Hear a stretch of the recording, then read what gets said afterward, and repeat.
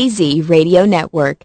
The views expressed and the opinions given by the individual hosts and their guests do not necessarily reflect those of Hazy Radio Network, its affiliates, or sponsors. All shows are independently owned and broadcast for entertainment purposes only. You are about to embark on a journey. It will be an experience unlike anything you've seen before. On this journey, you will meet many people. Some will advise you, some will inform you, and some will entertain you. Every journey begins with a single step, and the time for that first step is now. Welcome to the all-new AZ Radio Network. Come join us along with owner Zeta Ost, August 17th through August 23rd, as Hazy Radio celebrates their 2-year anniversary. With such shows as Paranormal Underground Radio, Crossing the Void Radio, Our Worlds, In the Dark Radio, Oprahman, Backstage, Periscope Uncensored, Tangerine Dream FM Radio Show, The Coyote Medicine Show, Rock and Roll Psychic, Anime Zing Radio, What's Your Sign? I Have Your Number, and many, many more. Come see what it's all about. Find a show just for you, then kick back and enjoy. Hazy Radio, energy drink for your soul. Voted as one of the top psychics in the world, please welcome to the stage clairvoyant, astrologer, and past life reader, the rock and roll psychic, Andrew Brewer.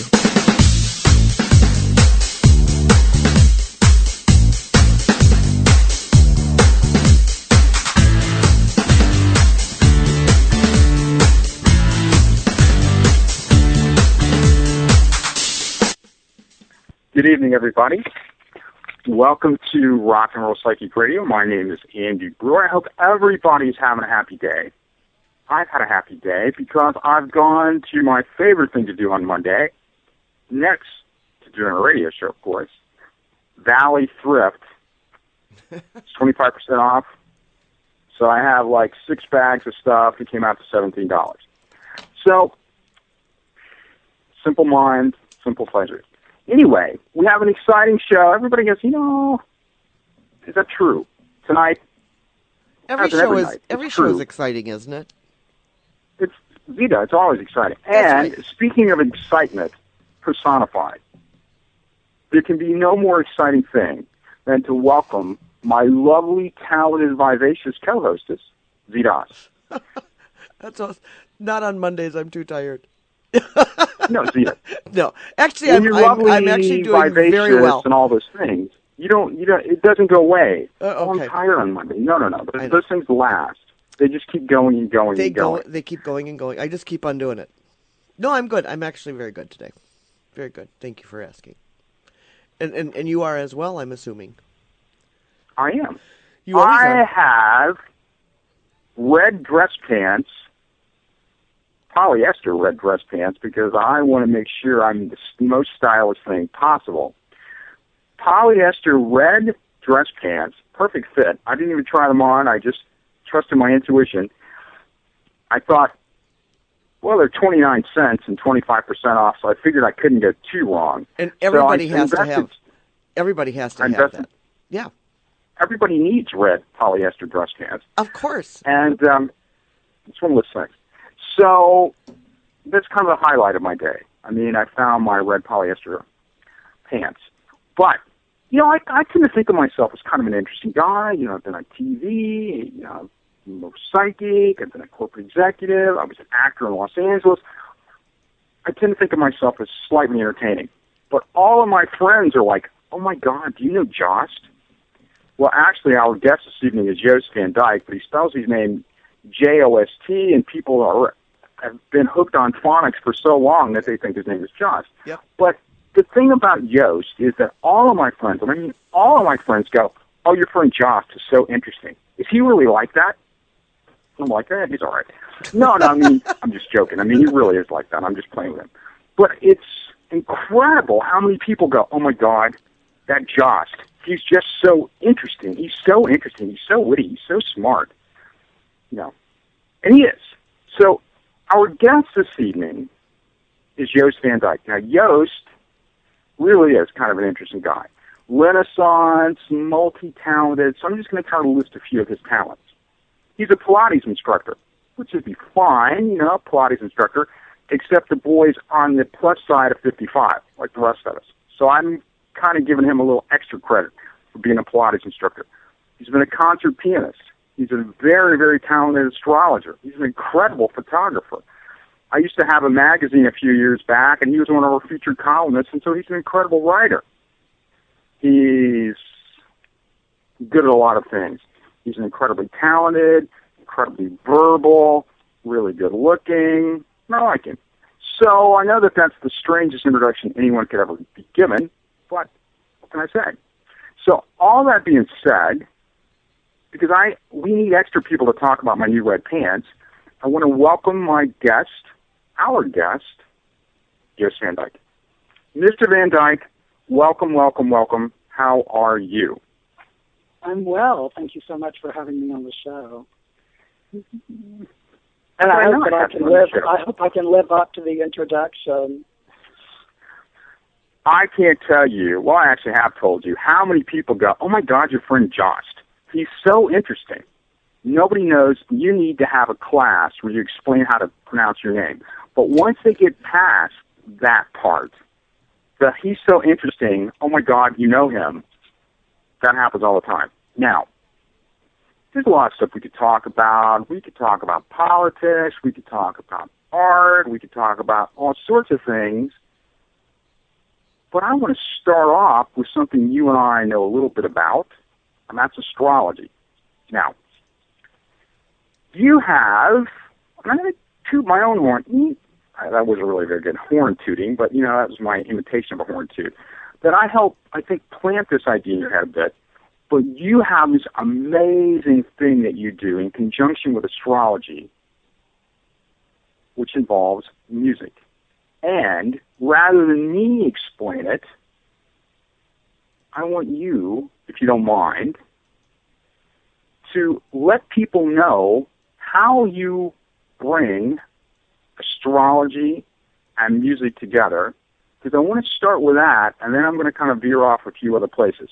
But Mr. Van Dyke, rumor has it that as an astrologer and as a concert musician, you have found an interesting way to blend these two together.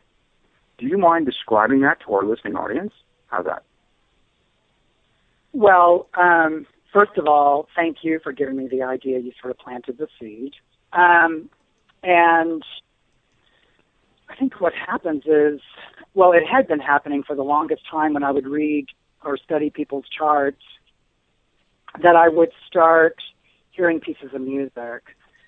And I would use whatever pieces of music started to sing to me to help me describe what was happening within the person's chart, or in the natal or the transit chart, or even in the progress chart. And then when you gave me the idea, I came up with Astro Mantra. And basically what it is that I distill the natal chart, and I come up with a piece of music, not original, maybe that would be in the future, but right now it's usually a piece of classical music that I use to profile that person's chart.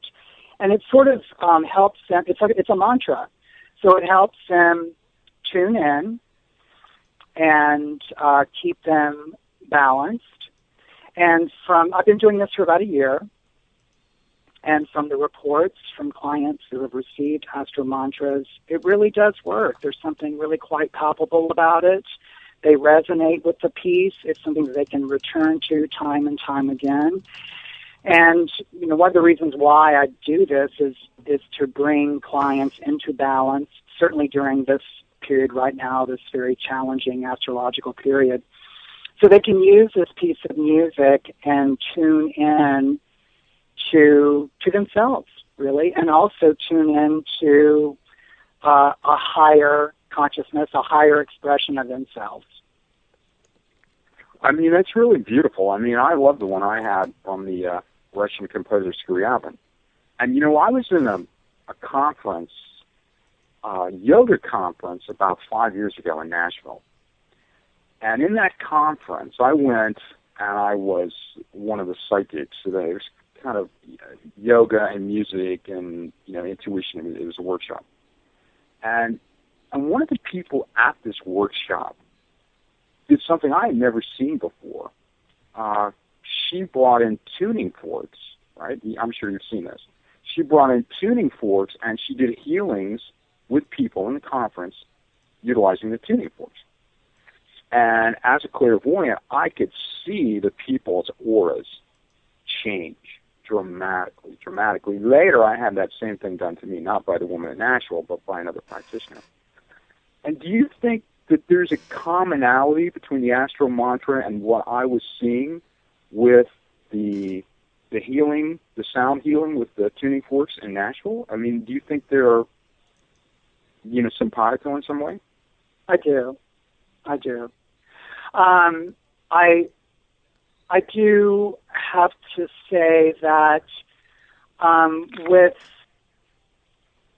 pieces of classical music, and of course we're probably going to jump off into a tangent, but with a piece of music and with modern day tunings, you are getting away from just the pure frequencies that would be more closely related to the original Pythagorean harmonic series, which tuning forks are tuned to that harmonic series, whereas modern day tunings with orchestration and with instrumentation, they're tuned a little higher. But again, yes, it is the same thing, but I did have to sort of throw in that there is a little bit of there is a disclaimer that it's not totally the same, but yeah. As far as tuning in and using a piece of music for someone to vibrate with and resonate with, yes. In a roundabout way, yes, to answer your question. And you know what's interesting to me is that as a psychic, the thing that I think is the most singular type of energy are musicians.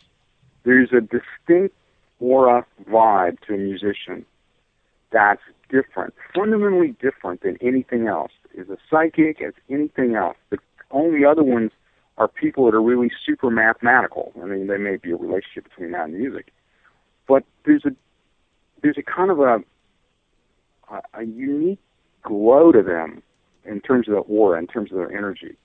So when you look at this integration between music and intuition in your own life, do you think that one sort of blends into the other, or do you look at them as two very distinct things?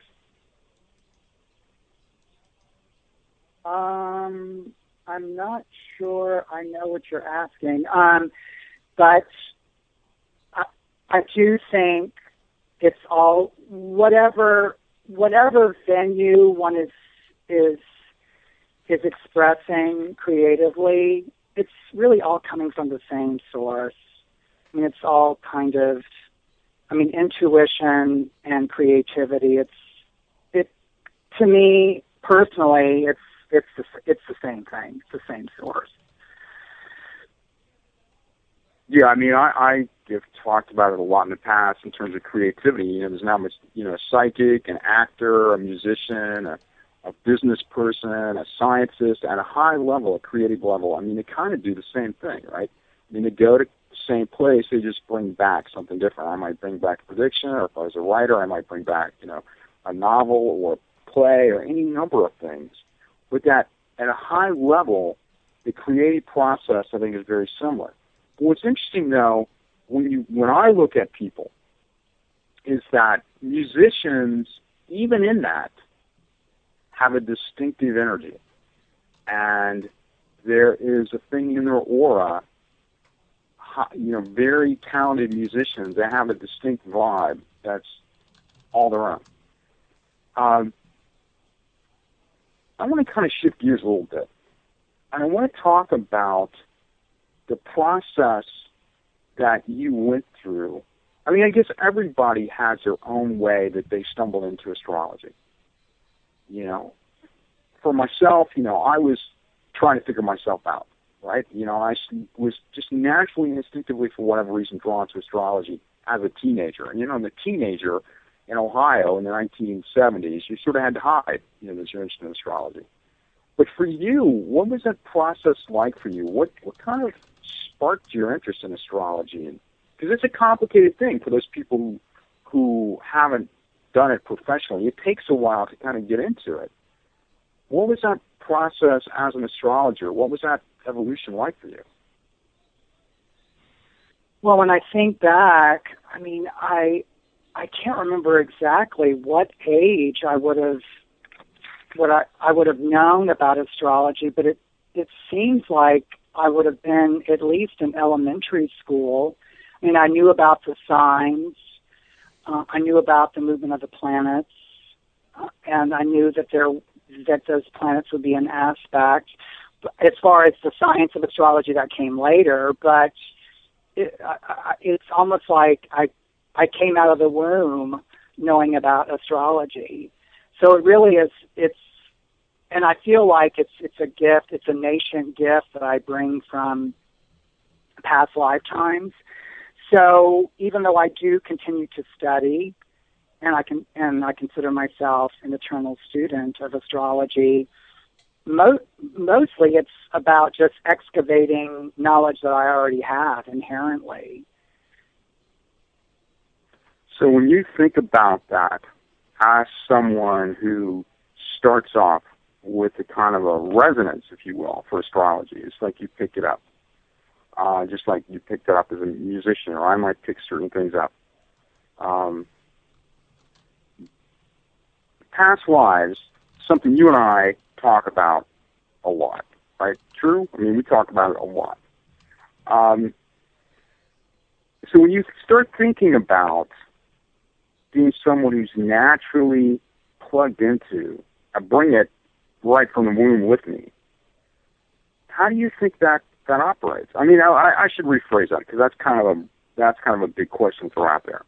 But for you, when did you start to make these connections that maybe the inception point was someplace way in the back? It wasn't just, in that 9-month period I was hanging out inside of mom, that it may have come from someplace before that. I know for myself there was a very distinct process that kicked that off, but I'm curious for you, when did you start to speculate that it might have been past life related? You mean actually calling it a past life event? Yeah, actually thinking that, maybe there is a thing, maybe reincarnation is what's really going on here. And then maybe the reason I'm good at these things or naturally skilled at these things and don't like those things might be related to past lives. I think all of us who go down this train, the past life train, at some point we have to say, I think that's a legitimate train to get on. And before then, it's like, ooh, I don't know, that just seems really strange to me. Because we're taught, right, that it's strange. So for you, because I remember what that process was like for me in my early 20s, but I'm curious for you if there was anything that you can look back on where it started to kind of the pieces began to add up that perhaps this is related to something that happened before this lifetime. I guess the first part of that question then, was there a point where that light bulb kind of went off that way?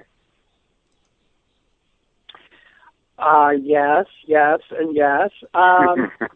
There we go.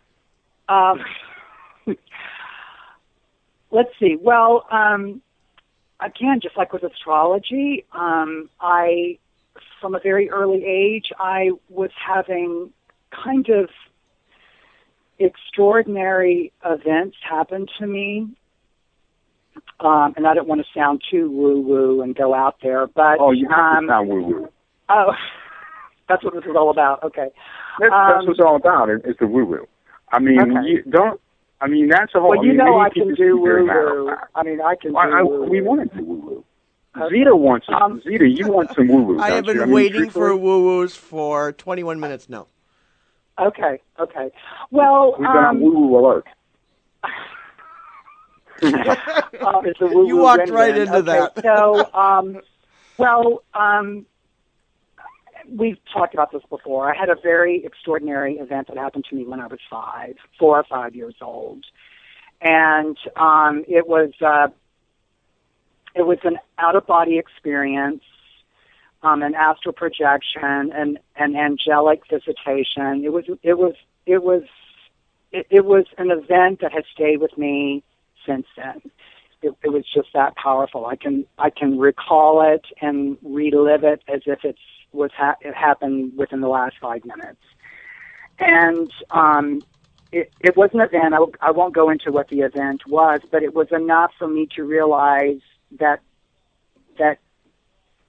sitting at a desk in my first grade class and going to Sunday school class and all the things that we're taught is like reality got completely blown apart with that event. And so I already knew from a young age that life was so much more than what we're taught and what we see day to day. Now, when did I make that connection about that? Because part of what I saw, I felt like was a past life incarnation. Part of the visitation was I was seeing an incarnation of mine. Now, did I make that connection back then? No. But it was something that was so powerful and stayed with me for so many years. And again, I started learning about reincarnation, because like you, I was an avid reader when I was a child. So I read all different types of literature and was very curious. And so I did come across the idea and the concept of past lives and reincarnation at a very early age. Again, did I make a connection? No, but at least, I was going along kind of like an investigative trail. And then when I finally started connecting dots as far as past lives and then connecting back into my sort of Akashic history, probably would have been around the same time you started making connections, like in my early 20s. And then when I was in New York in the early 80s and into the 90s, I was part of a couple of transmedium groups. One of them was a friend of mine who was a student and very close friend of Jane Roberts, who channeled Seth. And when Jane passed over, my friend Van Zant took over. I don't know how else to describe it. She passed on the mantle of Seth to him. And so in these sessions, he had entities that he channeled, but he also channeled Seth. So I had, many sessions with the non-localized consciousness Seth. And we certainly talked about past lives and a lot of my very important past lives came up in sessions. And then when I had private sessions outside the group, we were able to connect more with what was happening in this life that would relate back to past lives. So in a very roundabout way, does that answer your question? Yeah, absolutely. Okay. I mean, mine started, of course, as a little boy, too. And mine was really early.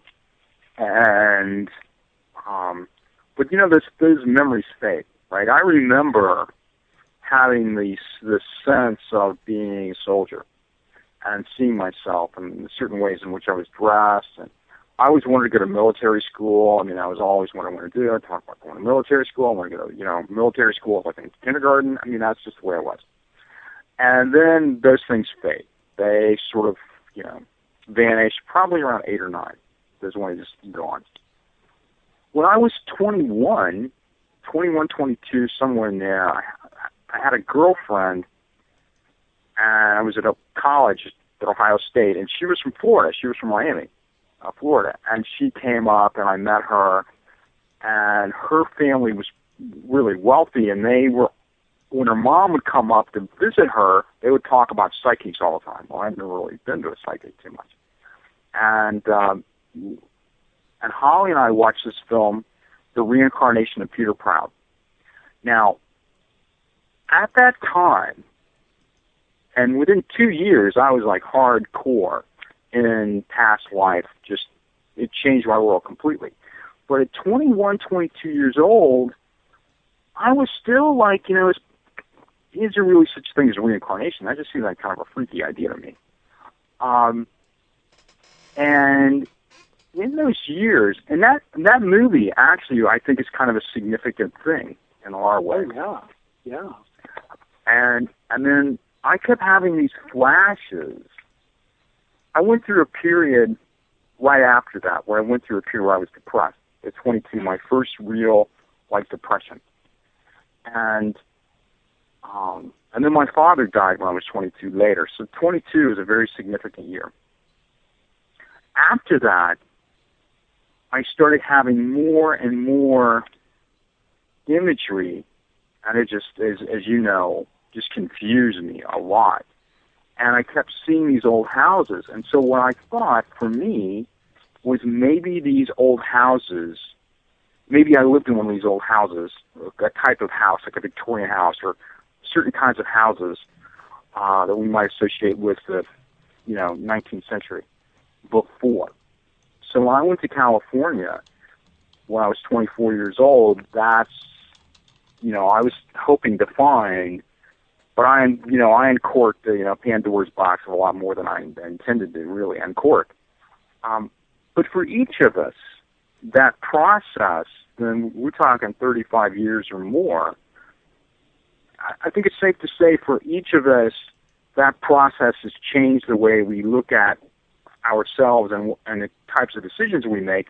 But it also, for you and me, goes back to something that was happening to us as really little boys. And we've had strange experiences and, near-death experiences and out-of-body experiences as a little kid. And, so that, then it opens another whole Pandora's box of intention and is there somebody stirring our pot and all those things. But no matter where it comes from, for you and me, I think it's safe to say that we've interpreted it in a certain way that it changed the way that we valued our future. It changed what we went after. And in making those types of decisions as somebody in your 20s, I mean, that sets the course of your life. And in some sense, it set us both on a course where we might be sort of out of the mainstream. How's that for, an understatement? But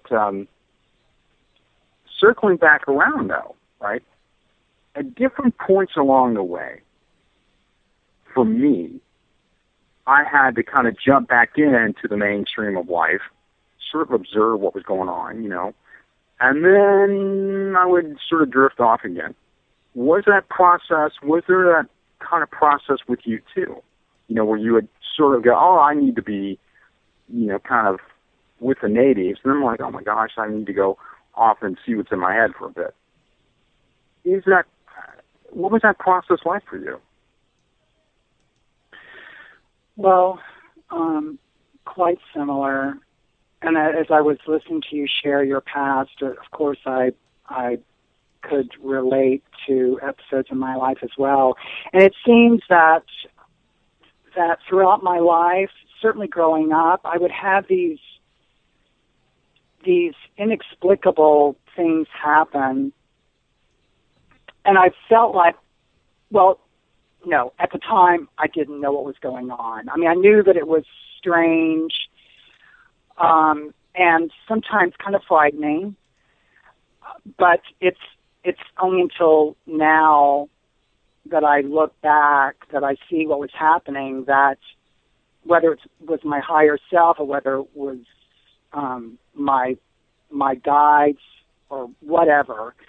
I mean, I feel like I was always kind of being chased down, but I was always sort of like, had the attitude of like, just leave me alone. I just want to be a normal kid, a normal teenager, a normal adult. I really don't want to deal with this.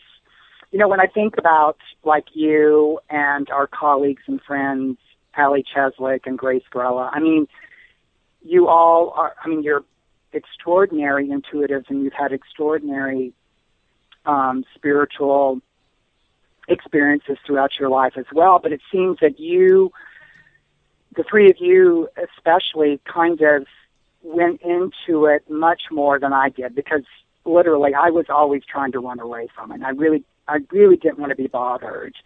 And I feel like I was always kind of just dragged to it. And yes, I would have these periods where I would commit to it, but then I would want to just get out of it, and I'd want to just go play and frolic and not deal with that aspect of my life, even though it's a very strong aspect, because going back to what we were talking about before as far as creativity, being such a creative person, my creativity comes from this it's a powerful psychic intuitive repository. I don't know how else to describe it. And sometimes it's overwhelming to me. And so it's almost like I would edge up to the well and look down into the rabbit hole, and then I would see something, and then I would jump back and want to go back into, the day-to-day, quote-unquote, normal realm, which is really not normal. But anyway, you know what I'm saying. I mean, I think that's pretty common. We're going to take a break here in just a second. And before we go to break, for those who want to track you down on the Internet, I know where that is, but do you mind sharing with people if they want to go to your website, book an appointment, find out more about you, see what you look like, any of those things? How is the best way for them to do that? Well, they can go to my website, which is JostVanDyke.guru, which is a new URL that's come up.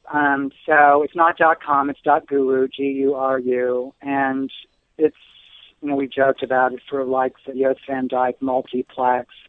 So all the things that I do, it's all under one roof, under, one domain, so they can just go there and find out about me. So the process that you and I have gone through, I'm sure Z has gone through it, I'm sure a lot of other people have gone through it too. Creative, artistic people didn't completely blend in, trying to make sense of their intuition. That's what this show basically is all about. So we're going to talk about that when we come back. We're going to take a short break. Don't go anywhere. Rock and Roll Psychic Radio on the Hazy Radio Network. We'll be right back in just a minute. Stay tuned for more from Andrew Brewer and his guests right after these messages. Don't go away. We'll be right back.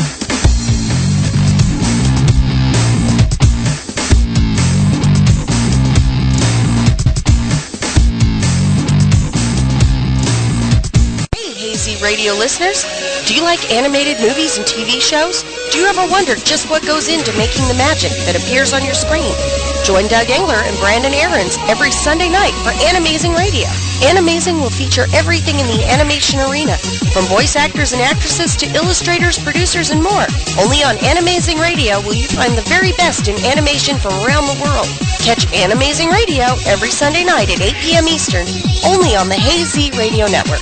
My name is Meera Batra, and this is How I Live United. Many families have come to America for a better life. I advocate for these families with United Way. United Way empowers them to see opportunities available. We help them get involved with their kids' schools and network within the community. My name is Meera Batra. I help families see opportunity and succeed. I don't just wear the shirt, I live it. Give, advocate, volunteer, Live United. Go to liveunited.org. Brought to you by United Way and the Ad Council. Looking for that perfect gift for the anime lover in your life? Trying to track down those hard-to-find art and guidebooks for your favorite show? Check out homecirclemedia.com for the latest in anime stationery supplies, accessories, collectibles, and more. We offer competitive prices, free shipping for orders over $99, and an incentives program that will keep you coming back for more. Please visit www.homecirclemedia.com today. Love the shows? Show the love!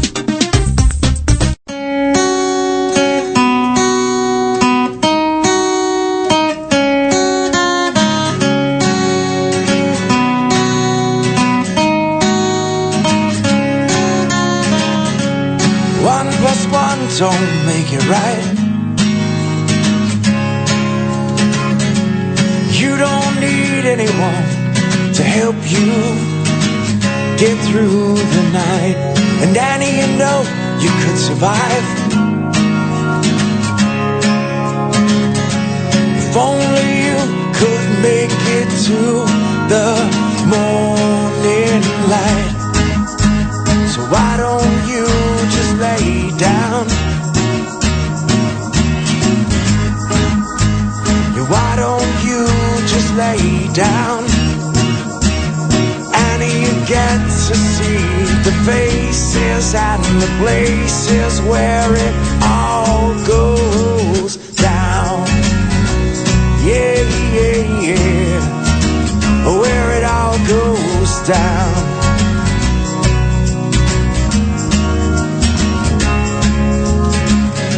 Your picture perfect face is not the same for having witnessed all of this decay. The city lights lit your disgrace, but just you wait and see, for tomorrow is another day. So why don't you just lay down? Yeah, why don't you just lay down? And you get to see the faces and the places where it all goes down. Yeah, yeah, yeah, where it all goes down.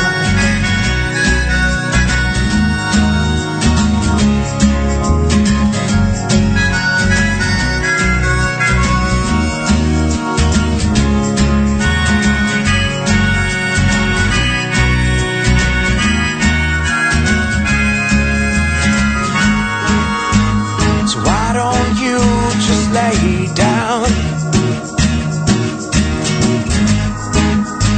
Yeah, why don't you just lay down? And you get to see the faces and the places where it all goes down. Yeah, yeah, yeah, where it all goes down. While the city sleeps with the empty streets, the tavern dreams of insanity, what seems to be this disease. While this lazy, lazy, lazy city sleeps. Yeah, yeah, yeah, where it all goes down.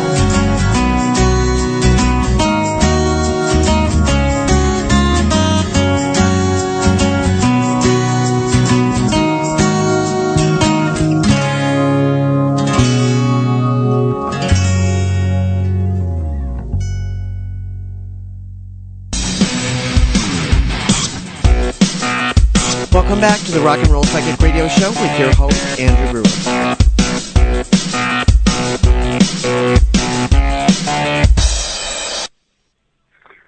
Welcome back, everybody. Once again, Andy Brewer with Rock and Roll Psychic Radio. I'm here with my co-hostess, Zita Oss, and our special guest, Jost Van Dyke.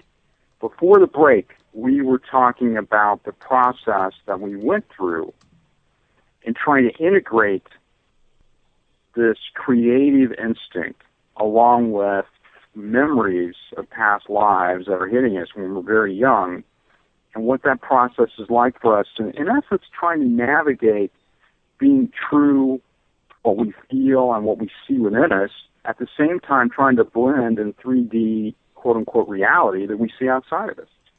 And I'm guessing that it's not just us who go through this. Probably all of you at some point or another said, I'm trying to understand how my intuition works. I have these visions. I have these things that just seem strange, and I try to talk to people and they don't get it, and they try to make you feel odd or weird or whatever. But you're not. I mean, we all go through that. We all struggle with that process. I mean, Jost and I have talked, to each other, but we're kind of sharing those thoughts about what that process has been like for us to try to integrate as artists, as psychics, as sort of outlaws our own way, to try to share what we see and still blend in the bigger world around us.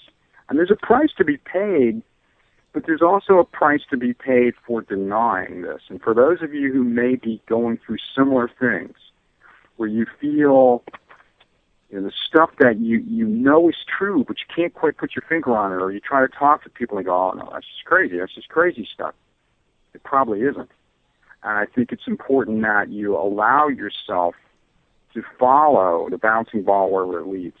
Now, before we went to break, Jost and I were talking about our 20s and our childhood and how we kind of came up with the idea that maybe some of the stuff that we're seeing may have happened before we showed up, in the 1950s. Now, while we're doing this, because I'm thinking to myself, I want to include Zita when we come back, Zita's having her own reaction. So rather than, which is the way it ought to be, right? We're catalysts. We're like, we're Zita's tuning into our vibe and it's doing something. So rather than me say it, I want Zita to say, you were telling Jost and I over the break something. Yeah. I wish that you would share it with everybody else. Well, it really is kind of phenomenal, actually, because, it's something that I haven't thought about in a really long time, and I didn't really remember. But I've always been told that I hum all the time. And it came about when I was with some friends and we were having dinner, and they said, you hum when you eat. And I said, no, I don't. It's one of those kind of things.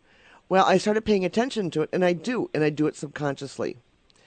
Now, I have always heard music in my head, constantly, whether it be just tones or notes, but I always hear instruments, and I hear orchestrations. Well, while you guys were talking, and you're talking about dreams, and how some of this stuff manifests itself in dreams, this dream came to mind that I had more than once, and I never put it together. And it's a dream of me being on the East Coast by water. And I want to say it's like the Hamptons, or it's not the ocean, but it's lake or big bodies of water. And I'm standing in a white gazebo conducting an orchestra. Now, I can picture the gazebo. It's a white gazebo. It has an old wooden floor that's not painted. I can see the orchestra in front of me, and I'm a man standing in front of a podium conducting this music and its orchestrations. And while you guys were talking, I'm sitting here writing this whole dream down of everything that I pictured. I could feel the heat in the summer. I could feel the breeze. I could hear the trees behind me. This whole dream came about. It totally blew me away. Completely blew me away. So we're like spontaneously regressing you.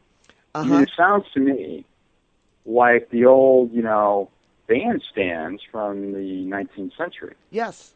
Yes. So, I mean, it wasn't like we would just, plop on the cassette player or throw in a CD. I mean, you want to listen to music, you went, and the local, townsfolk, they had a band, they played. Yeah. I mean, so it makes sense. I can see the French horns. I can see the tubas. I can see the flutes. I can see all the music stands in front of them. And it's all men. I mean, I can see if I look now, I can see the entire orchestra standing in front of me or sitting in front of me. So how do you feel about that? I think it's... How do you feel about the idea of being musical and being a man, having this vision? Well, that's a lot. It's so bizarre because in my lifetime, I mean, in my lifetime now, I grew up in theater, so music has always been around me in this lifetime. But I was never a participant in the theater. I was in maybe 2 plays, but I was always in the audience. But I was always fascinated by the music and how it was constructed and how it played out. And to this day, music is a huge part of who I am. And when I write, I put music on. And depending on what I'm writing, I put on that tempo of music. If I'm writing something hard, I'll put on harder music. If I'm doing sentimental, and I go back to big band. I go back to Jimmy Dorsey. I go back to that music. So this all circles back around to one of the original things that Jost and I talked about. Right. Is astro mantras. Yeah. Right. So you have the intuition, and you have the sound, and you have the music, and that music then becomes a catalyst for exploration. Mm-hmm. Right. So there's a cycle to it. Now, when you have this emotion associated with this, because you have to be the music and the creative process normally is going to have some sort of emotional, trigger point. Right. How do you feel about doing it that way? I've just always done that. I mean, when I used to draw and paint, I used to have music around me too. I have to put myself in character when I write. If I'm writing fiction, actually, when I write anything, I have to put myself in that character of whatever that person is or whatever that person is trying to express. So it's almost like a form of channeling. Because when I write, I call it my 5-minute verses. And my 5-minute verses could be 2,000 words. I mean, when it hits, it just hits, and I just go. And I could write for 5 minutes, or I could write for a couple days straight without stopping. But music is all a part of it. Every single part of it. I can't write in quiet at all. This Dr. Van Dyke, you totally must be blowing having me away. A reaction to this. What do you? Well, I kind of am. I'm listening to Zita's story, and well, first of all, I want to ask you. And I don't mean to be really personal, and certainly respect your privacy. But what is your heritage? Your cultural heritage? German, Irish. Okay, and when you recall this dream that you had and this vision of you conducting, and you're actually leading an orchestra, is it classical music or is it like big band? It's both. It starts out classical because I can hear the violins and I can hear the harp. I can hear the chimes. I can hear all of that. But then it'll twist and it'll go into the bassoons and the French horns and the bass. And I can see it transition from sound and genre to genre. And over the break, I asked you, when you recall this memory, can you sort of think about what period of history this is? Is it like the 20s and 30s? I'm thinking the 20s and 30s. I was thinking the turn of the century, but it's not that early. And because I'm a man and I'm looking at like the men's suits, I don't see any women at all in this vision. There wouldn't have been any women. Right, in the there's cast. no women. So I can't tell by the style of clothing other than just dark. Well, I take it back. There's the dark suits, but there's also that high starch collar. But yeah, I that's don't. before the 20s. Okay, well, the reason why I ask all this is because as I was listening to you, I started getting certain impressions. And, you mentioned that you thought it might have been the Hamptons, but then later you mentioned that that the band shell was like around a large lake. Right. Yes? Yeah. Yes. Okay, so I immediately thought, that's Tanglewood. And then I heard Koussevitzky.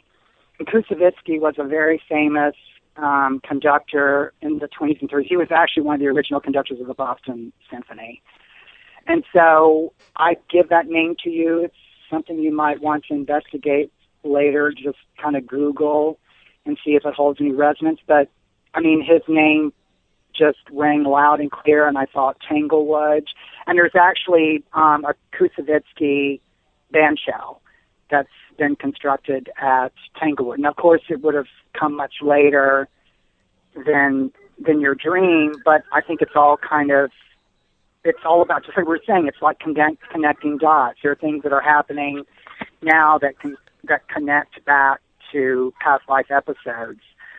So I don't know if there's any connection at all. I just kind of offer that to you. Okay, I'm oh my God. You guys, this is absolutely blowing me away.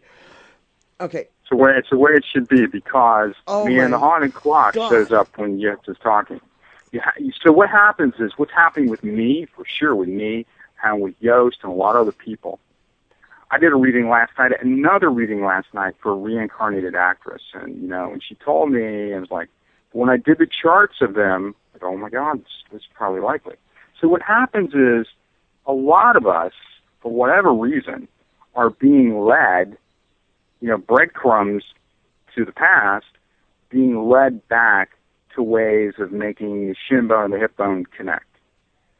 So if you follow this trail, it's likely to lead you into making other connections. That's typically what I do. My stuff with, finding actresses or Civil War generals or whatever, those are, one little baby step at a time. And one thing leads to something else, and accidentally leads to something else, and boom, here you are. Trust the process. Just like with last week when we had Dr. Finkelstein and Valerie on, we talked about reincarnation. To me, reincarnation is it. It's the most, to me, it's the way it all comes together. So with Yost having this connection to music and clairvoyant, intuition, he's got all that. He's multi-talented. So his ability and his background in music and all this stuff that we're talking about leads you, as it's meant to lead you, down this trail. So each of us is being, baby steps towards making those connections, right? Just like I found you, you found me, and we've got Yost and all these things in the grand cosmic drama, I believe, are all meant to be. So, well, you want me to put the nail in it right there for you? I do. My family comes from Boston. Hello. Ding dong. We're part of the Kennedy clan, the Kennedy connection. Well, I encourage you to, like I said, Google Koussevitzky. I get the sense it's going to be like an immediate recognition somehow. So, yeah. Totally blown away. I've never been blown away on a show before. Oh, that's so cool. Oh, that's good. That's good.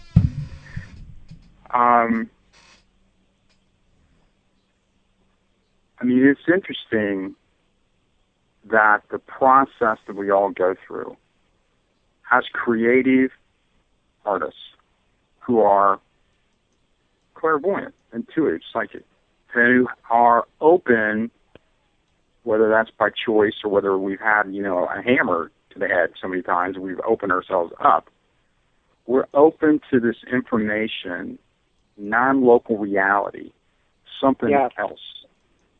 Whether that's from God, which is what I tend to think, whether that's from an alien, which is kind of also sometimes what I think. I mean, wherever it comes from, those ideas, as we allow them to become part of our consciousness, and we allow ourselves to get caught up in the puzzle, because it is like a giant jigsaw puzzle, you change as you go along in this giant maze, right? It's like a labyrinth to get through. So you're being given, just as Jost and I have been given, at different points, a little clue, and you'll follow that clue, and following it will accidentally, quote unquote, lead you to something else, and eventually the shin bone, the hip bone, for you are connected to. It's going to happen for more people, and not just the three of us.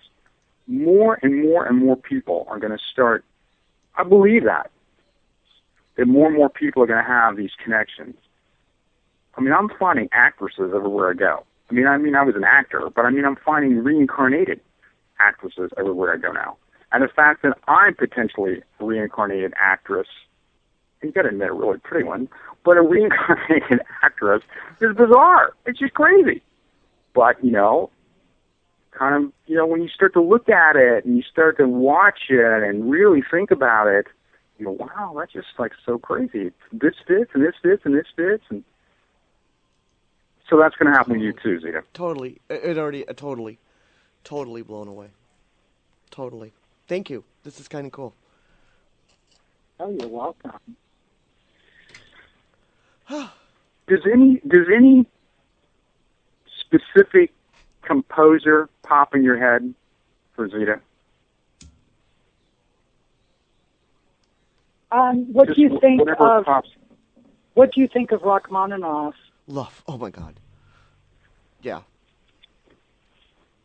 Okay, well, because the reason why I asked is because Kusevitsky was kind of responsible for Rachmaninoff's career, not only as a soloist, a pianist, but also as a composer. Because before, I'm trying to think, I think he came over to the United States from Moscow, like around the turn of the century, and then I think he returned to Moscow, and it was there. It was then and there that he started a publishing house, and some of the composers that he published was Rachmaninoff, Scriabin, Metner, Stravinsky, Prokofiev. But as soon as Andy asked me that, I mean, I thought Rachmaninoff probably had some sort of significance for you, that you really resonated with his music. Just unbelievable. And the other thing to think about with this is that what you were saying about your process of listening to music, so if you go into a really receptive kind of hypnotic space and you're listening to Rachmaninoff and you just let it roll, you just don't know what's going to come out the other end. Yeah. It's just the whole thing to me is beyond, just totally beyond anything that I ever thought of. That's good. This is just like phenomenal for me. I'm just like absolutely in awe. I mean, that's the beautiful thing of this process. You allow the connections to unfold for you. Lots of times people get frustrated because they want an instant answer. Mm-mm. But it's the evolution that you go through in searching that changes the way you're able to accept the answer, quote unquote, when it shows up for you. Right. So I think that there really is a master plan, so to speak. And so in having all of us who have come together, who have these interconnections with each other, but we also have this strong desire, wherever it's come from, to explore the connections between divinity and intuition and reincarnation. And You know, I mean, there's a lot of other people doing the same thing. You know, you see it in the culture itself, all these TV shows of late, you know, about little boys that remember past lives. And, you know, I did a radio show not too long ago about that. And you know, I mean, I've been invited to come on and talk about, you know, little boys and little girls that remember past lives. It's happening more and more. There's a cultural shift that's allowing that information to be part of our consciousness. And as it becomes more pervasive, I know we're going to go to break here in just a second, as it becomes more pervasive, that's going to shake a lot of things to its foundation. And that should be pretty entertaining. Yeah. So, it's the top of the hour. We'll take a short break again, and we'll be back, and that'll be the last break we have. Again, our guest this evening, Jost Van Dyke. His web address is Jost Van Dyke. That's JostVanDyke.guru, which I think is incredibly descriptive. Zita and Jost and I will be talking more about past lives, creativity, and just whatever pops in our head. If you feel like calling in, Zita, if you want to give out the number for people to call in. Absolutely, the number feel free to do that. Yep, it is 651-447-6309.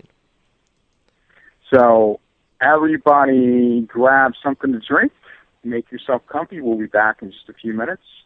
Rock and Roll Psychic Radio on the Hazy Radio Network. We'll see you in just a second. Stay tuned for more from Andrew Brewer and his guest right after these messages. Don't go away. We'll be right back.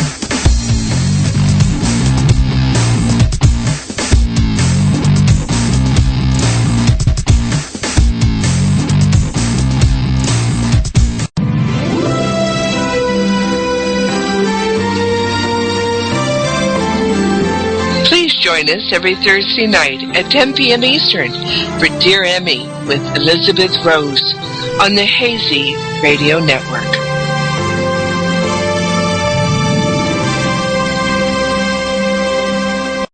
You read the paper. You watch the news. Have you ever considered that you're not getting the whole story? This is Dr. Truth. And this is Dr. Drake. Tune in to the radio show Earth, Saturday nights, 10 to midnight. We'll be exposing what the elites are doing all over the world. We don't want you to believe us. Get a pen out and check us out. It's the radio show accused of telling the truth. Earth. The most controversial planet in the solar system. Saturday nights, 10 to midnight, Eastern Time on the Hazy Radio Network.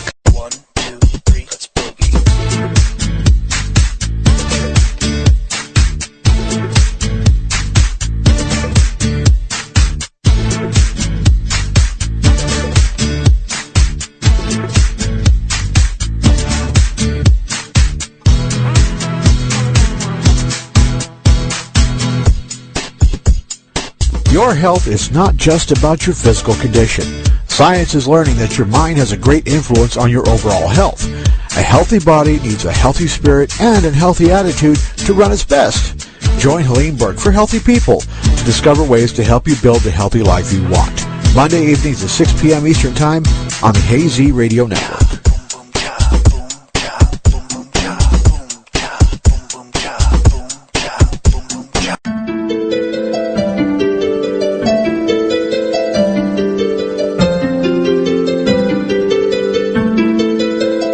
Join us on Saturday nights at 8 p.m. Eastern for Our Worlds with Elizabeth Rose on the Hazy Radio Network.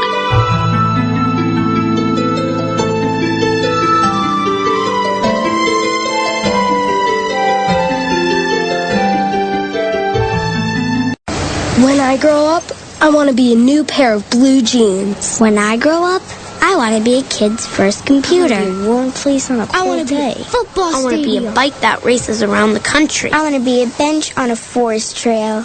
When I grow up, I don't want to be a piece of garbage. And if you recycle me, I won't be.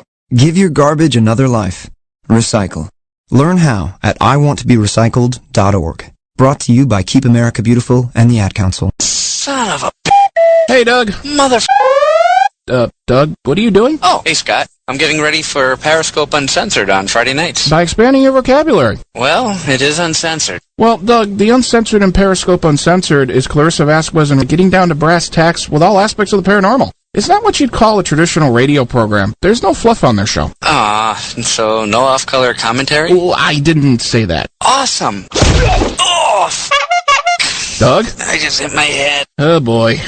I'll get you a nice pack. Catch Periscope Uncensored, Friday nights at 10 p.m. Eastern, only on the Hazy Radio Network. Well,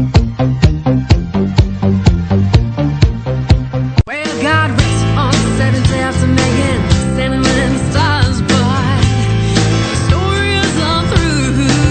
It's on the picked back up again, goodness, heavenly paths, golden wings, and there are fit just for you, and there you are. You never gave me one of those paper promises folded in swan's guts. We all know those old letters, and it's in everyone's always gay. Lost a crush, I found a song, but nothing you do can be touched by a match, and that's you. If they punished me for the poetry, gave me romance, yeah, I took just what I need. If I'm only laughing, what we're gonna do it? I never had to tell you that. You're already there. Yeah, you're already there. You never say you're perfect, no. And when you kiss me, it's for more than just my lips. Or when I hold your hands, it's more than just a touch. I'm just making sure I haven't lost my grip on you. I won't lie to you to make you think you know me. No, I never had to do that. I won't worry that you like me. It's least of my concerns, 'cause you're just one of those people who will always love me back. Thank God for you. If he punished me for the poetry, gave me romance, and I took just what I need. If I'm only laughing, what we're gonna do it? I never had to tell you that. You're already there. Yeah, you're already there. When you judge me, it's only 'cause you care. You don't ask me what's so funny, what's the problem? You know I'll tell you that there's no butterflies to be, no thrilling games to defeat. If I pick me up my addiction, the cure to my affliction, that will be you. If I'm sitting by window watching treetops, and the clouds start to move in, you all sit with me, and under the cold glass, lean on each other, watch the lightning strike again. That's all we need. Oh. So here's a thank you for the girls that stand beside me, and the ones who know me so well. It's more than friendship, more than kinship.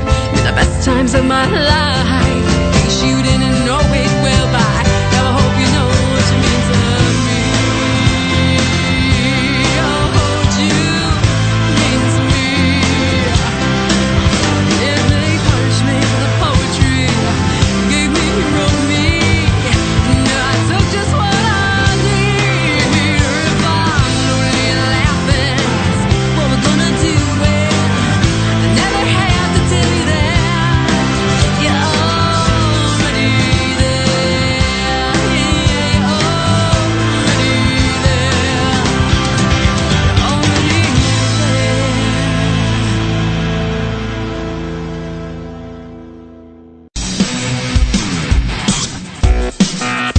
Welcome back to the Rock and Roll Psychic Radio Show with your host, Andrew Brewer.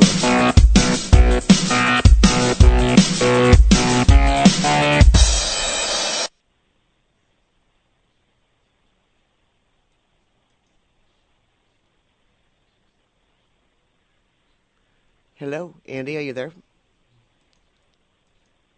I think I lost him. I'm going to go in and play another set of music. I think we lost them. We'll be right back. Okay. I think I lost Andy. I'll show this up really quick. Life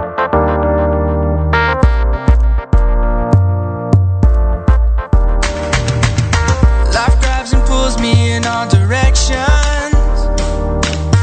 My head keeps spinning, I'm trying to make the right decisions. One thing I learned is that my plans will always change, but what you said, it always stays the same. I had an out-of-body phone experience. So, You had too much something. energy. Too much energy. So what I was saying was that while I was in another dimension, is that Jost and I have totally got Zeta going. I mean, we planted the past life seed. All we got to do is water it for the next 45 minutes, and who knows where it's going to grow to. Now, how do you two feel?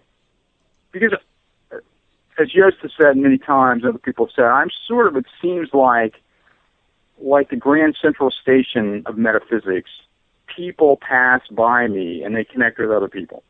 You know, so I guess it's a skill. I'm like, you know, I serve hors d'oeuvres in the psychic world somehow and getting people together.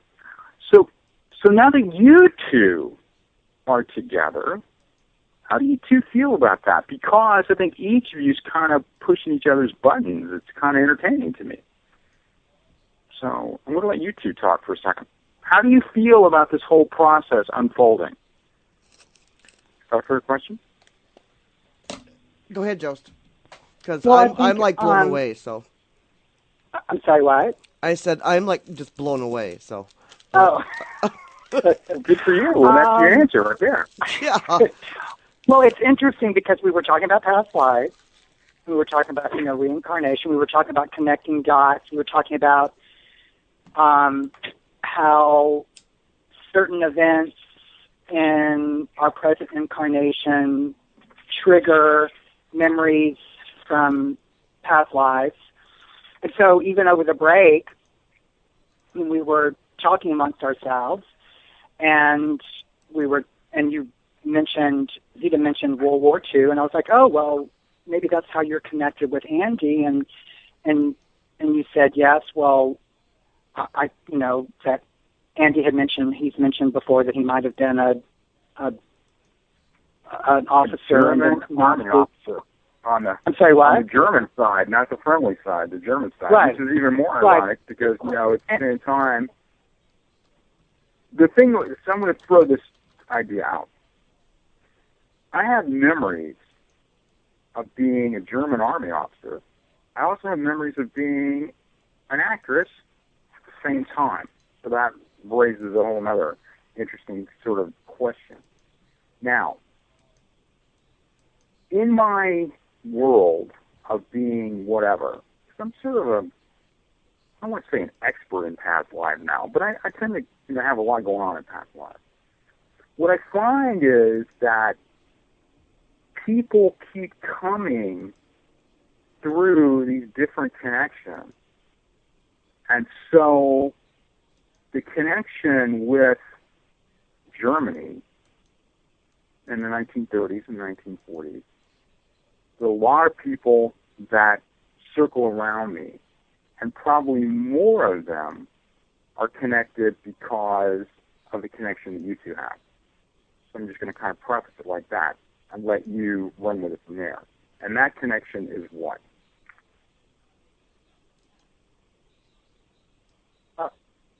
I'm sorry, I dropped a dot. I disconnected. What were you saying? What I'm saying is that, okay, so let me go back and repeat it again. I've talked about the idea that I believe that we may live, I don't think past lives are just one right after the other. Mm-hmm. That's the first thing. I think they're much funkier and wackier than, quantum physics is nutty. I think past lives is like quantum physics. And so I believe that there's a very good chance that we lead multiple lifetimes. And what would be the same calendar year. So I've had 3 very distinct 3. And I've had psychics talk to me, that's psychic friends, right? Talk to me about each of the 3. 1, actress, United States. 2, German army officer. 3, Jewish banker. Now that's an interesting mixture, right? That's an interesting kind of, like one from each food group in the 1940s. Now, are they all right? Are none of them right? We don't know. But what's interesting about that is that, and having those types of experiences, it connects me with people that feel some sort of vibration related to all those, whether they're actresses from 1930s or whether they were connected to what was happening in Central Europe in the 1940s. But what I was asking Jost before he also went into some sort of telephone purgatory out of body was your connections, even Jost, are probably similar, and what was that experience? You mean probably concentration camp survivor? Yeah.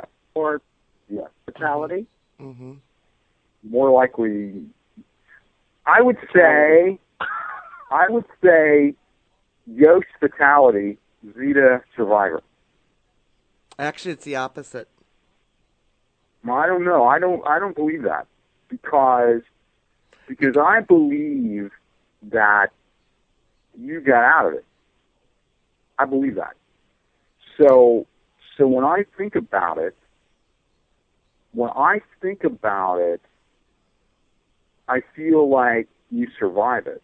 Well, I don't think Jost lasts very long at all. I mean, I think he's just zipping and gone.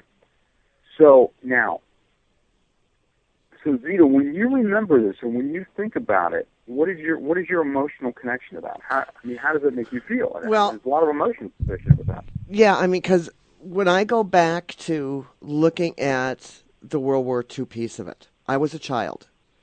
And my recollection is what my mother repeated back to me that I told her. I could tell you every inch of what that gas chamber looked like, what it smelled like, how many people were in there, what it felt like to leave at that time. That's why I say I didn't survive it.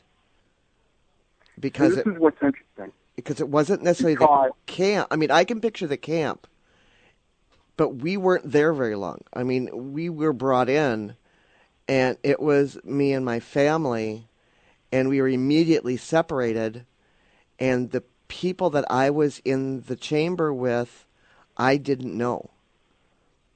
But there were very few children.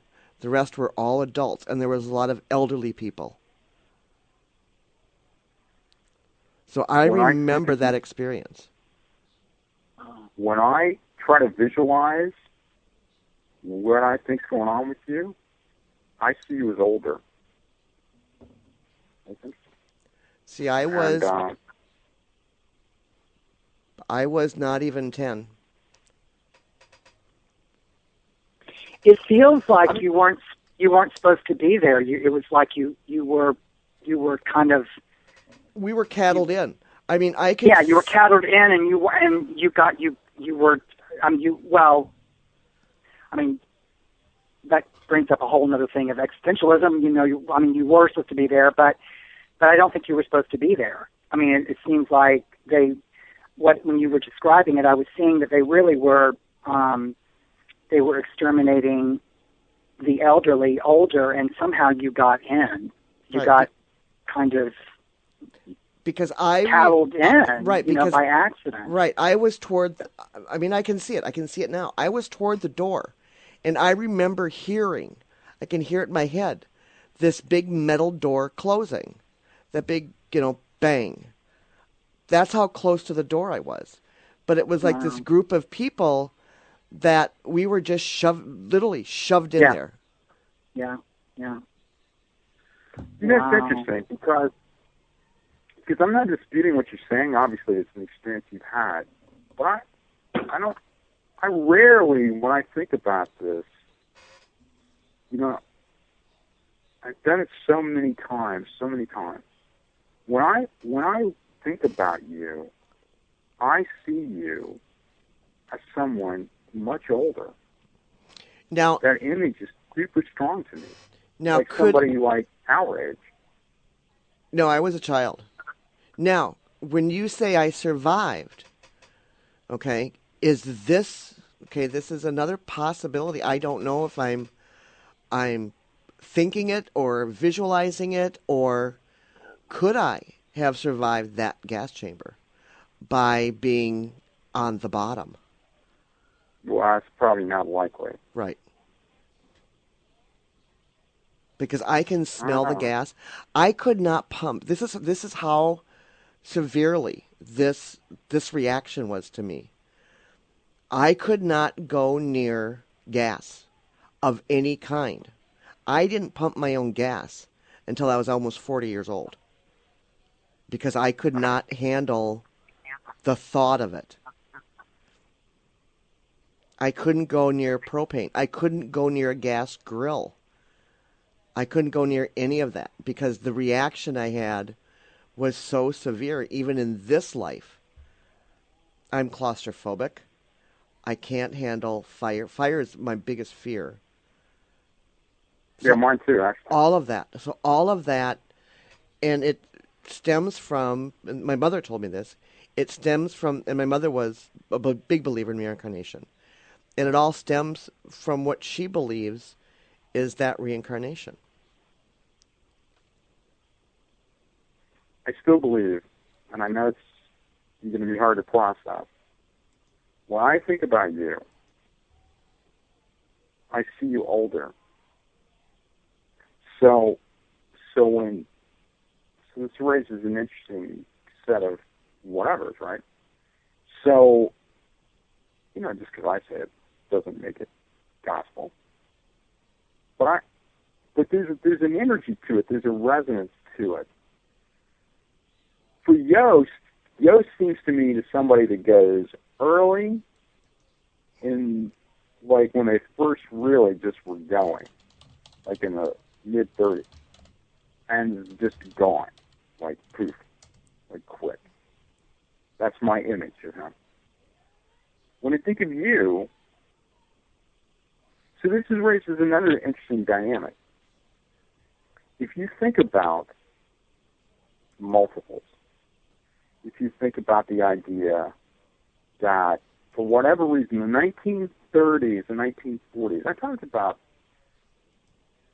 the people in the 1930s coming back. I started talking about this in the 1980s. I said the people that died and were around the 1930s and 1940s, they're going to do the same thing again.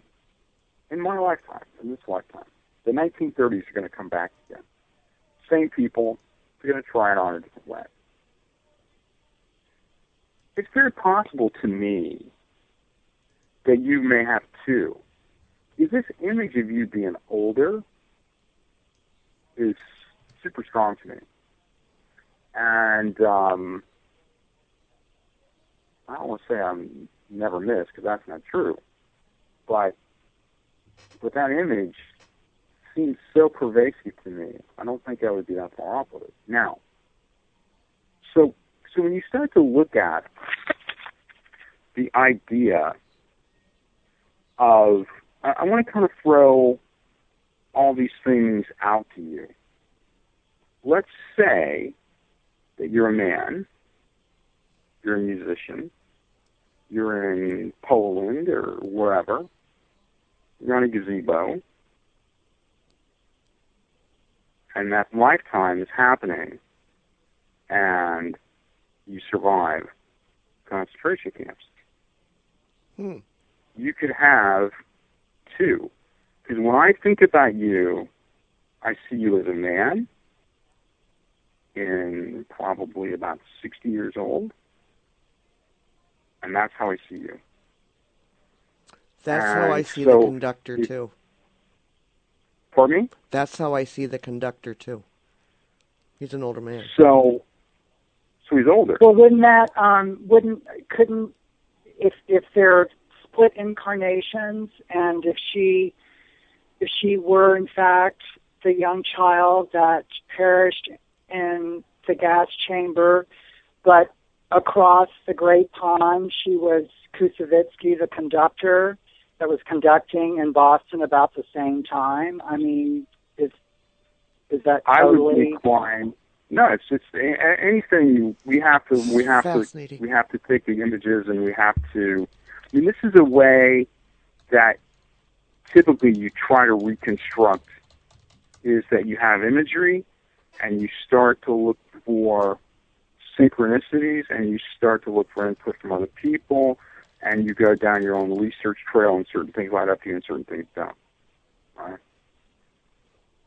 So here you are, you have this spontaneous memory on the phone with two people that are pretty strongly into reincarnation, who see it for other people. Especially me, because I've probably been doing it longer in one sense. Not to take anything away from Yost, because Yost can do the same thing. Oh, I'm not. I defer to you, absolutely. I mean, not. But, so you have this memory, and you try to figure out, you talk about World War II, and you try to figure out the connection. Again, it's by design. See, this is the crazy part of it. This whole conversation that other people are eavesdropping on, which is kind of fun, this whole conversation is about triggering you. I believe this. I believe it now. This whole conversation, Yost and I, and this day, is about triggering you to look at it. So you've got a memory, and it's a strong memory. But I see you as an older man. It's, to me, it's kind of entertaining. Could it? So, when you talk about, because something is kind of stuck in my mind too, that you had meant. I think this is fascinating because this is also teaching our listeners how this process works, and how it triggers what it triggers. So, something that stuck in my mind a little bit ago when you said that reincarnation doesn't happen quickly. Okay. The recollection doesn't happen quickly because you got to remember that if you just came and remembered it, there's no evolution for you. Right. So if you think about what is it that reincarnates and what is the purpose of reincarnation, it's all nobody knows. I mean, we all have speculations. Right. My theory is this: that what reincarnates is an emotional tendency, a style of engagement, emotional triggers. Its spiritual evolution is about changing the automatic response system for what gets triggered. In the past, that would have annoyed me, and I would have yelled, but now I don't. Right. And that's kind of a simplistic analogy, but that's kind of like that. Now, concurrently with that, then I brought up that I believe, that, and I've said this for years, I don't want to just one after the other. And I had visions of being a German army officer. I had visions of being an actress. And I had visions of other things too. And they all happened kind of at the same time. And it had, because again, in the psychic bus station, I connect to a lot of people. I have people tell me they see each of the three. They pick one. My this, my that, and something else. I hear from different people, but not just like randomly. I hear consistently these three different things, but from different people. Right. I'm like, wow, you're all delusional, but delusional with a pattern. So, so then you have to look at: is the memory real, or does it serve a purpose? That's a whole nother question that we can't answer. It's probably real. It's probably real. But it wouldn't have to be.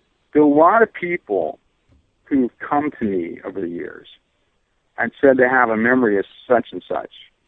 And I said, I don't believe that's true.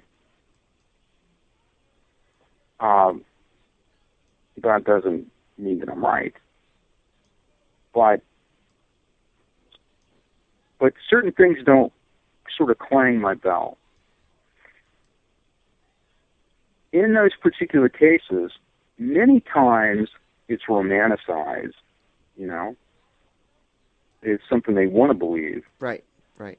Or it's something like how many Marilyn Monroes can there be, right?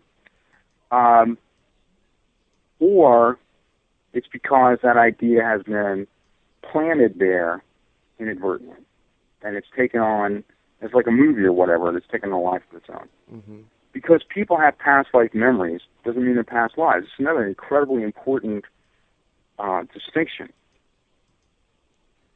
And when I will sometimes come up with a speculation as to who the past life might be, it's because I'm trying to find a real person that fits just, nefarious pieces. And sometimes after you sort of keep examining them, you find out, well, no, that doesn't really fit. Or sometimes you think, well, yeah, it just keeps coming and coming and coming, for sure. I still maintain that you are a man, got a beard, you're older, 60 or more, and you survived. That in 1946, you were in Europe and you were alive. Now, you could have also been a young girl at a completely different part. And then Treblinka is what comes to me. And have that experience. And that's totally legit. But my vision, I think, is also legit. So maybe it is, maybe it isn't. We don't know. I mean, that's the thing. As a psychic, if I say I'm going to do this, it's easy to measure. It's easy to measure. I say the economy's going to do this, stock market's going to do this. Either it does or it doesn't. You start talking about past lives, I mean, that's all speculation. There's no way that we can ever verify it. So no matter what my history is of being accurate or not accurate, there's no way to use that to determine if what I'm telling you is true. But I want to throw this idea out to you that you were a man alive in Europe in 1946, which means that you survived World War II in Europe. Let me throw this out. Let me throw this out to you, and I'm going to have both of you answer it. Is it possible?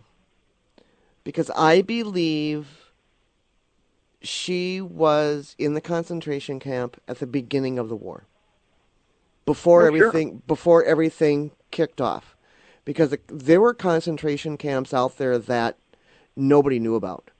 There were concentration camps in the works after the war ended, okay? So is it possible, and granted the war didn't go 60 years, but because as you were talking, the word walk-in popped into my head.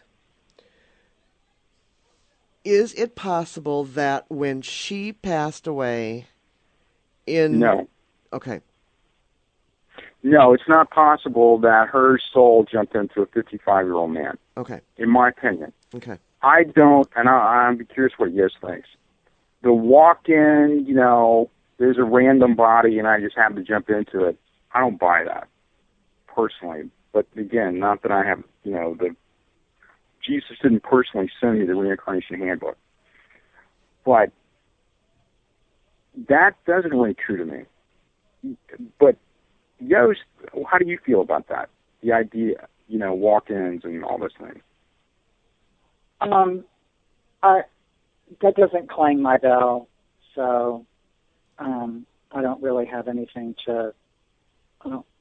I don't think that's really the case. I don't think I agree with Andy. Okay.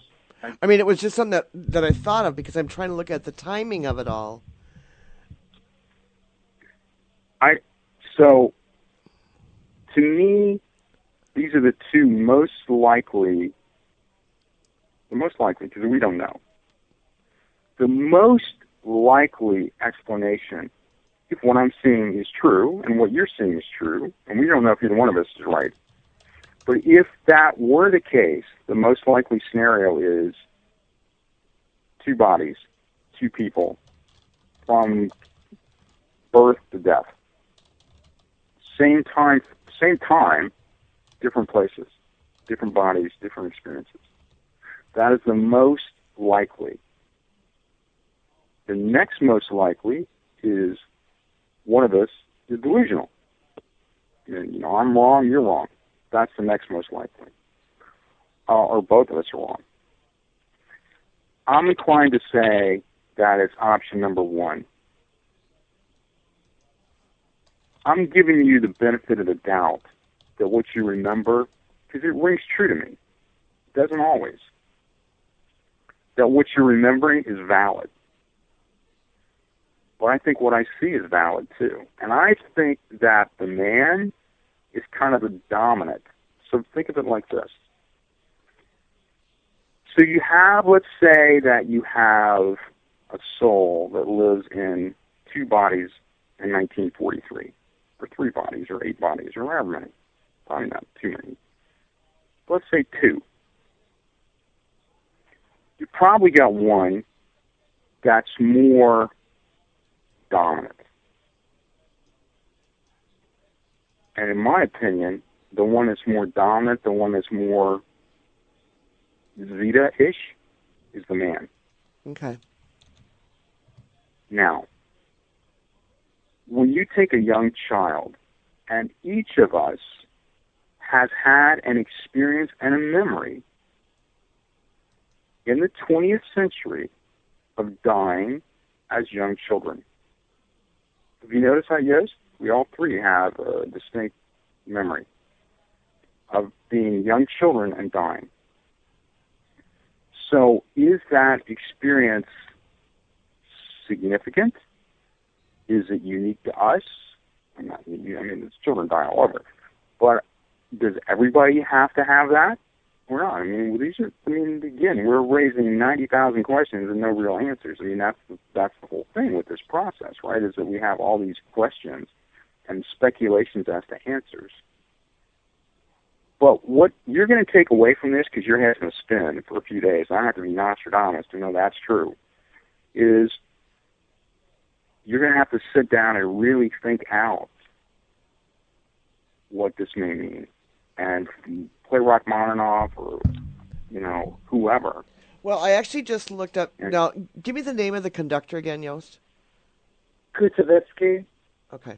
Because the one that, when I went to Google the Boston Pop conductors, so forth, Wilhelm Gericke popped up. Couple coincidences in here is that he is from Austria, which is where my ancestry lies, from Austria to Germany to Norway to Ireland, on different sides of my family. He died October 27th, 1925. My mother was born December 15th, 1925. He conducted the orchestra from 1898 to 1906. Could it be that this is previous and... No. Okay. I know what you're trying to do is find, one that died in 1925 and she died in 1939. I'm just kind of... that makes sense? Yeah, it just, because that's, when I put in the other guy's name, this is what popped up. So here's the thing about having them pop up. Jost and I can both speak to this.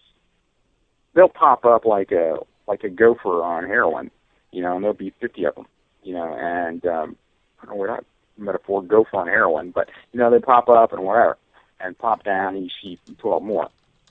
So follow this trail to musicians in Austria. Right? So he may have a brother that was a musician or a cousin or went to study. Any number of things could be connected. Mm-hmm. So what happens is you can't take it literally. Right. Because what's your subconscious, if it was just that easy, like you were Sally Smith and you lived on 12 Elm Street and you were born in 1914, and it doesn't work that way.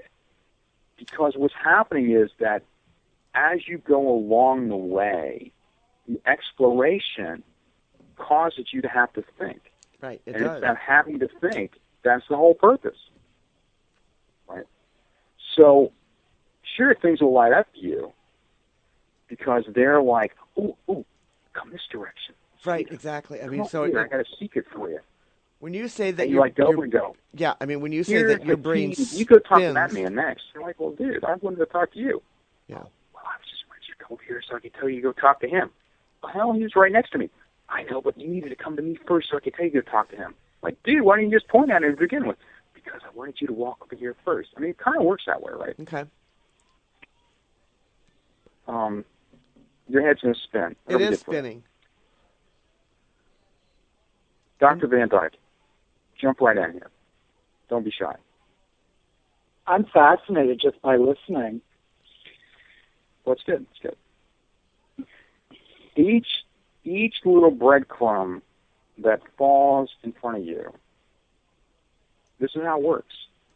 For all of you reincarnation seekers, this is typically how it works, and I've seen it happen 50 bazillion times. Because I've led a lot of these, helped lead people tracing down the breadcrumbs. So I had a different kind of experience with it. So what normally happens is that you have these flashes. You feel a resonance. Certain place, certain time, certain kind of look, music, fashion. Clothes is really, certain kinds of clothing will trigger things. Seeing pictures of certain kinds of clothing is one of the strongest catalysts for people that have studied past lives. Food. There's a whole host of things. So you follow these things, and they remind you of something, but you can't quite put your finger on what it is, and it just confuses you, and then you can't sort it all out because it all blends together, right? So you have it all in this giant stew, but then you've got to get the pieces back out of the stew. Well, I just put them all in the stew, and now they're mixed. Well, now I got to go back and extract and pull the carrots out again. I mean, it kind of works like that. You're like, well, what's just been easier to keep the carrots separate? Well, no, because they had to be infused with whatever else was in the stew. So even though you have them separate, they're sort of commingled with whatever was there. It's that commingling, it's that evolution that matters. So, most people, 99 times out of 100, if you said, I have a memory, especially as something that's emotionally loaded, as being a young girl that died in a concentration camp, I promise you most people would say, okay, I'm the one in 100. Like, well, no. Here's what I see, right? I mean, there's in essence, having my personality, is also part of your process. Because most people would back down from that. They wouldn't believe in themselves enough to keep insisting, well, no, you're a man. Now, in looking at this, and again, for those eavesdropping on this whole process, in looking at that, why do I show up in your world tonight and go, no, you're a man? But you've already had the memory, the spontaneous memory, 45 minutes ago. That's probably who I see. It may not be. But that continuity, there's a strong male energy in you. You got a lot of lifetimes as men. Mm-hmm. Just like I got a lot of lifetimes as women, right? At least recently. So Does this make sense what I'm saying as far as how the shin bone and the hip bone and the whole, all the trail comes together? Well, that trail typically is about? It does, because it's almost like you have to now that you get pieces of it.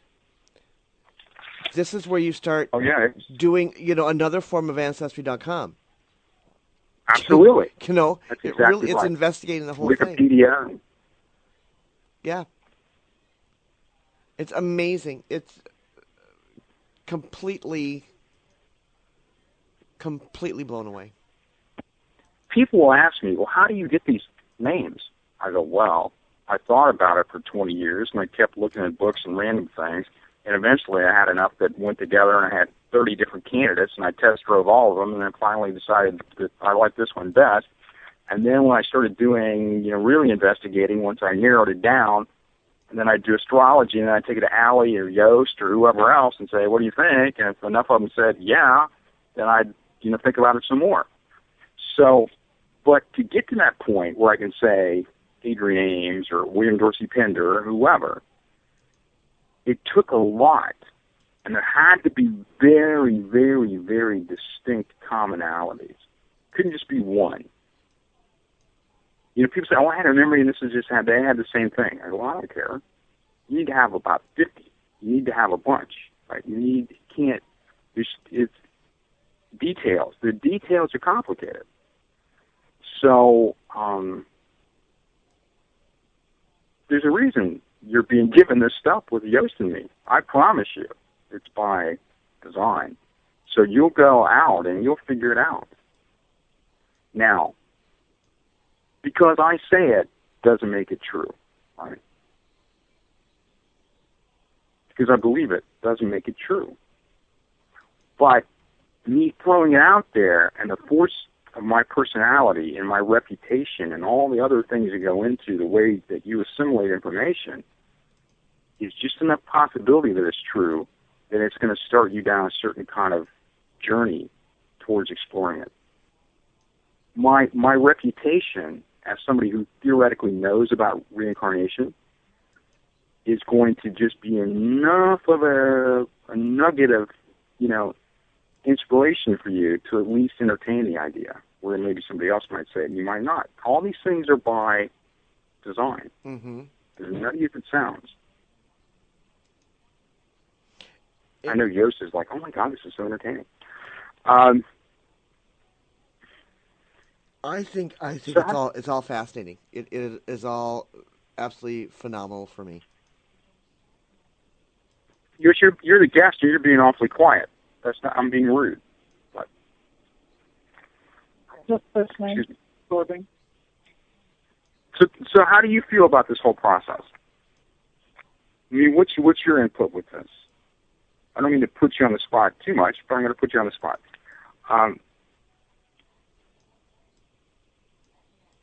Well, I'm not really sure what you're asking. My only question is, how do you think Zeta is going to? What do you think Zeta is going to do emotionally, based on this conversation? Besides, have her head spin a little bit. Well, I think. I can't speak for Zeta, but I can certainly share my experience in that. Certain emotional and psychological knots that are carried over from past incarnations really do kind of get clogged in the cellular and DNA memory. And, whenever you have these recollections and you have these aha moments and you connect to something from your past, you see where certain psychological patterns, certain behavioral patterns, certain emotional blocks that we attribute to things that happened in this past lifetime, and this lifetime can be traced back to, a lifetime 5,000 years ago. Right. So, that to me is the importance of of doing the investigative work as far as past life recollection and past life regression is to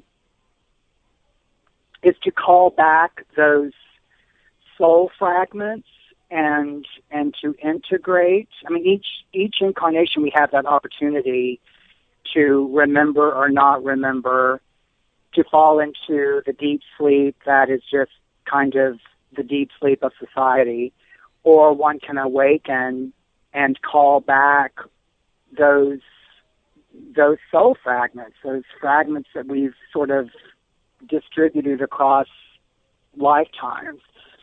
And each time we have that opportunity, and usually it's because of a trigger like this, an opportunity where, oh wow, I see that I had this dream, and there were two gentlemen that were on a radio show. We started talking, and it helped me make a connection to this past lifetime, which then explained certain things that are happening in this lifetime. So that, I don't know if that helps or serves as a recapitulation of what this whole 2-hour conversation has been about. But that's kind of how I look at it. And it's certainly how, whenever I remember certain things, it's helped me, and it's helped me understand where I have been blocked. And that's really what it's all about. Isn't it all about just kind of healing? And to be, as you heal, you're able to really be able to participate totally in the present moment without being scattered and fractured. So I agree with that 100%. Oh, and again, haunted clock comes in once again, which means we've got about 7 minutes left in the show. I want to throw this out to you. If you go back and listen to the archive of the show, and when Jost and I talked about what started us, again, there's a symmetry to it, right? What started us trying to piece all this together, and now you're trying to piece it all together, has probably, at least in the short term, been revved up a little bit. Mm-hmm. I want to make this semi-bold statement. In allowing this man into your consciousness, you will relax and your life will change. And so that holding on to the girl and denying the boy, in one sense, when you let him back in, your world will get better. I believe that. For a lot of reasons, I believe that. Wow. Now,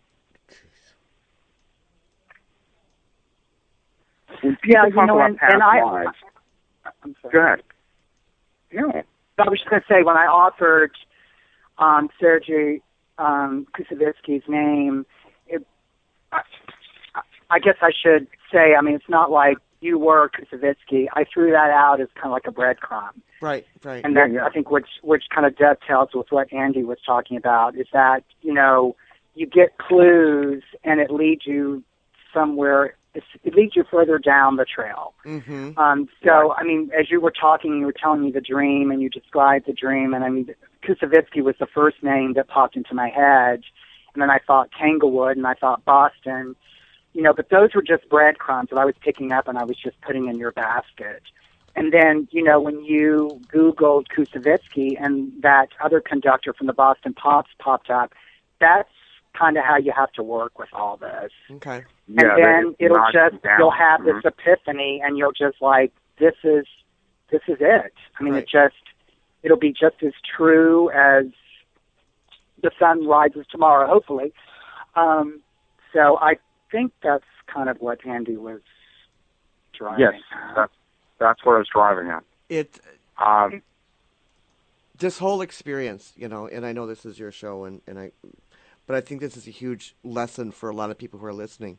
This whole thing is completely blown away, and my mind, like you said, is going, and my mind already goes 100 miles an hour, so now it's going a bazillion miles an hour. It's phenomenal. Well, I mean, you're gonna have to let it kind of like the kinetic energy slow down so you Yeah. can come back to a quiet Yeah. space, and that's going to be for your probably music. And that's what when I'll you do. look at past life regressions, I mean, that's about finding the story, the metaphor, and releasing it so that those emotional triggers are dissolved. Mm-hmm. Remember, reincarnation is the buttons. Spiritual evolution is finding ways not to react the same way when you're pushed. Right, right. I mean, really, that's what it's about. Now, we've got about 5 minutes left. Our guest, our beautiful, fabulous, multiplex, talented guest, my friend Jost, that everyone thinks is fascinating, Jost Van Dyke, JostVanDyke.guru.com. Jost is an astrologer, a musician, a photographer, a writer, a creative artist, a Pleiades instructor. Don't be a hog, Jost. Just get everything. And I want to thank you for being my pal, and I want to thank you for spending 2 really kind of entertaining hours with us this evening. I hope you've had a good time. I absolutely did. You thought we wouldn't know what to talk about. I'm just as blown away. I'm just as blown away by Zita being blown away as she is by being blown away. I think that's, it's sort of a testimony of what type of work Andy does, and it's also sort of an example of work that I do. Absolutely. So yeah, I mean, the listening audience couldn't have had a better example of how Andy works and how I work. So I'm delighted as your guest that it was a benefit to you. It's a wonderful gift for me. So thank you so much for having me on the show. Well, you're welcome. I love you. I'm always glad to have you.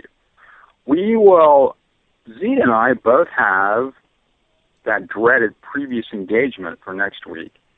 So we will be doing a repeat. I'm going to let Zita pick. And if you want to play this one again, that's fine. Whatever you go into the vault, whatever you decide, that's the way it's going to be. In 2 weeks, we'll be back on Labor Day, which for those who live in southwestern Ohio is also 50% off day at Valley Thrift. So I'll probably be on a thrift store high when we come. But because it's 50%, that's when it's like war. You get those. But our guest, Tara Sutton, and Tara and I have done a lot of shows together, and Tara is definitely, that'll be a past life thing too. So, JostVanDyke.guru. I always want to say .guru.com, but it's not true. It's just JostVanDyke.guru. Andrew-Brewer.com. I'm going to have like an announcement here before too long about a really interesting project that may be coming down the pike for me that's really pretty fascinating. So hopefully by the first, when we come back, I'll have the actual scoop on what that is. Zita, there's a lot of stuff happening with Hey Z. We've got about 2 minutes left. Do you want to let people know some of the new exciting things happening with Hey Z Radio? There's a ton of things going on with Hazy Radio Network. This week we are celebrating our 3rd anniversary. We're going into our 3rd year. And people said it could never be done. Well, I did it.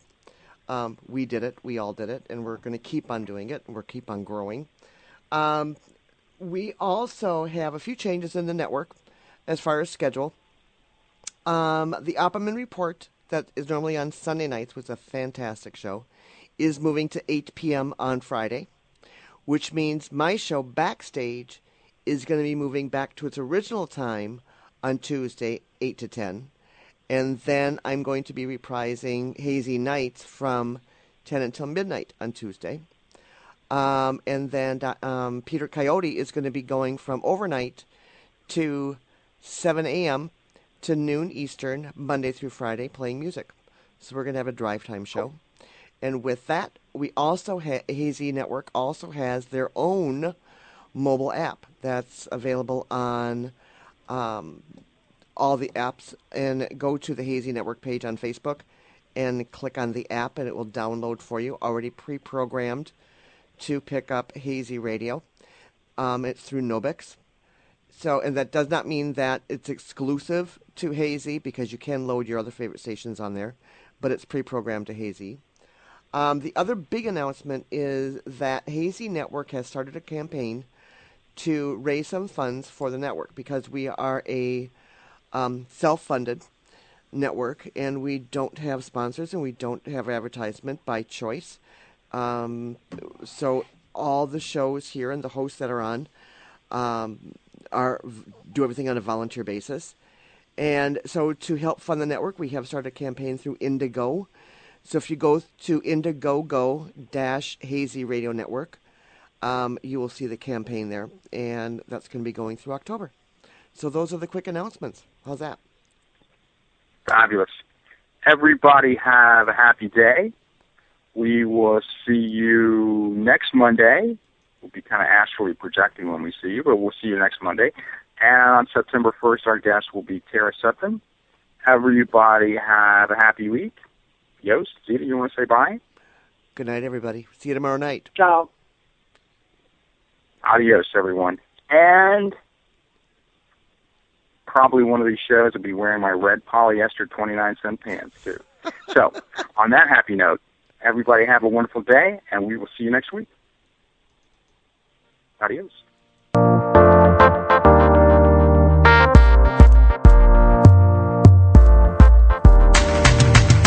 Life grabs and pulls me in all directions. My head keeps spinning, I'm trying to make the right decisions. One thing I learned is that my plans will always change, but what you said, it always stays the same. Just give me your hand is what you tell me.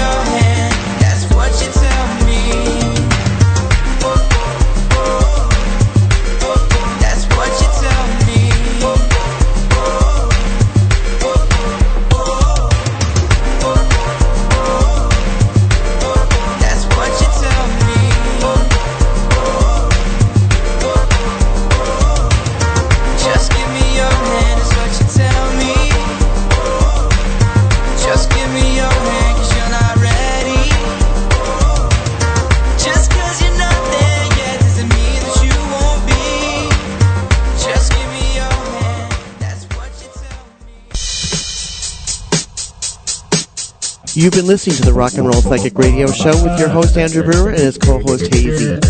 Join us every Monday night, 9 p.m. Eastern Standard Time, right here on the Hazy Radio Network, for great guests and great topics.